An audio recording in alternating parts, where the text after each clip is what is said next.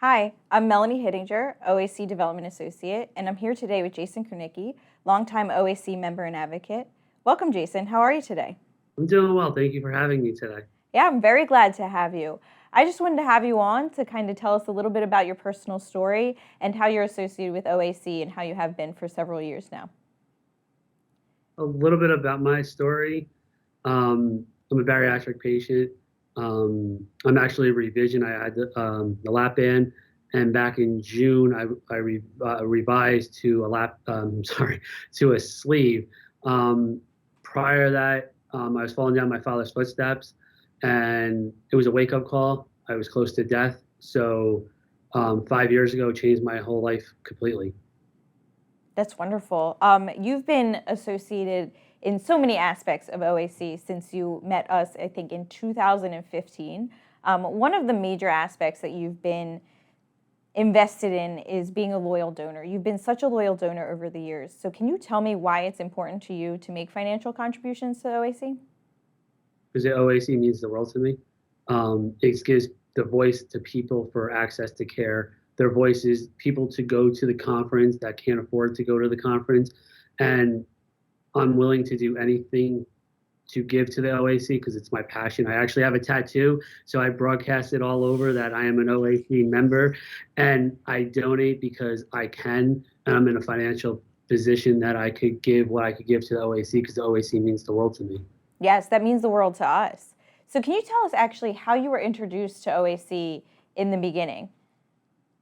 So I was Googling about obesity when I was going through the process, and I saw Obesity Action Coalition, and I started emailing, and I talked to Lisa first, and then from Lisa was Lindsay, and then I met Eileen, and I forget her other name, Alicia. Lisa, Hmm. Alicia, down in OAC headquarters. I was visiting Florida, visiting family and friends, had a meeting with them, and then they invited me to my first conference in Washington, D.C., and it just took off. I fell in love with the organization, and it's the best organization out there for patients. And if I'm correct, you haven't missed a conference since the first one. Yes, I have. Everything's been virtual, but I wish it was back to in person because it's the best support out there. Okay. So I know advocacy is also very important to you. What OAC actions have you taken since you've been a member? So I got the Obesity Care Week passed in the state of New Jersey.